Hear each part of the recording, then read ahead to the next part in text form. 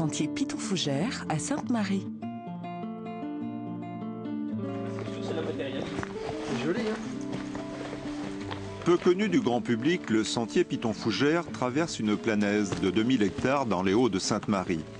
Même encore peu fréquenté, ce sentier a déjà ses habitués, comme Francis, un randonneur chevronné, jamais avare de bons conseils pour tous ceux qu'il rencontre sur le chemin. Je fais toujours attention, je prends un kawaii, je prends une bouteille d'eau, je prends un peu de nourriture.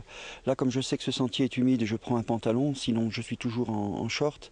Si le sentier est difficile, je prends des chaussures hautes, sinon c'est des chaussures basses. Celles-ci, par exemple, elles sont un peu, on va dire, amphibies. Si jamais je suis mouillé, elles sèchent très très vite. Et ça, c'est très important pour moi. Alors normalement, il faut prendre un sifflet en cas d'accident. Qu'est-ce qu'il y a d'autre encore? Moi, j'ai toujours sur moi un appareil photo, une paire de jumelles. Si jamais j'arrive à voir des animaux de loin et que je ne peux pas voir donc de près, etc. etc. quoi.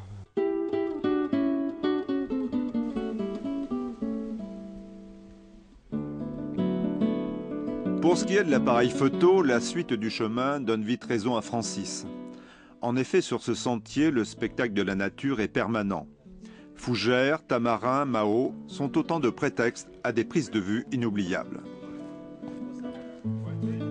Une symphonie végétale qui vous mènera jusqu'à la fenêtre de Dioré et son point de vue exceptionnel sur le Piton des Neiges, Maravilles Place et Grand Îlette. Mais tout aussi merveilleux qu'il soit, ce petit paradis botanique reste fragile, car il est menacé par les pestes végétales, longose, fuchsia et vigne marronne, que l'ONF s'efforce d'éradiquer pour réimplanter des espèces endémiques comme le tamarin des Hauts. Ici, on travaille exclusivement au sabre. On ne mécanise pas parce que bon, en fait, on peut avoir d'autres espèces ou de jeunes semis qui risquent d'être coupés. En plus, on voit, c'est enherbé, donc il faut faire très attention à ce qu'on fait. C'est 2 dégagements par an, donc ça coûte relativement cher de faire ces interventions. Autre espèce endémique en danger, la fougère arborescente, caractérisée par ses frondes de couleur rouge. Une fougère souvent utilisée comme réceptacle à orchidées, une utilisation qui à terme pourrait porter un coup fatal à cette espèce. Cette fougère elle est en danger, elle est très prisée par les braconniers. Là on fait ici, si vous voulez, on a quand même répertorié quelques fangions qui étaient coupées au sable éventuellement, qui a été vandalisées, hein, si on peut le dire. Alors eux, ils s'en servent pour faire des pots de fleurs et éventuellement des plaques pour fixer des orchidées dessus. Sanctuaire botanique, la plaine des Fougères est également un refuge pour les oiseaux comme le merle-pays, qui lui aussi est victime des braconniers, et cela malgré les patrouilles régulières de la brigade nature. On a des braconniers qui capturent les merles avec de la colle pour ensuite les revendre. Et c'est revendu entre 30 et 40 euros pièce, c'est des oiseaux de champ. Donc là on vient de trouver un bâton qui était encore fixé sur l'arbre avec de l'écorce de Mao, donc une écorce de forêt. Et ensuite les gens enduisent ces bâtons avec de la colle, capturent les oiseaux.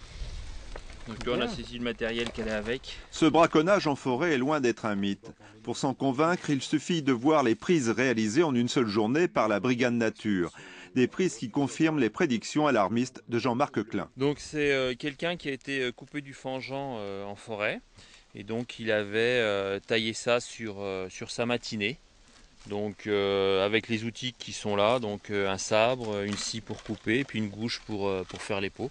Donc ça c'est des pots qui vont être vendus principalement pour mettre des orchidées en décoration parce que le pied de fangeant est gorgé de sels minéraux et donc les orchidées se plaisent bien dans ce type de pot de fleurs.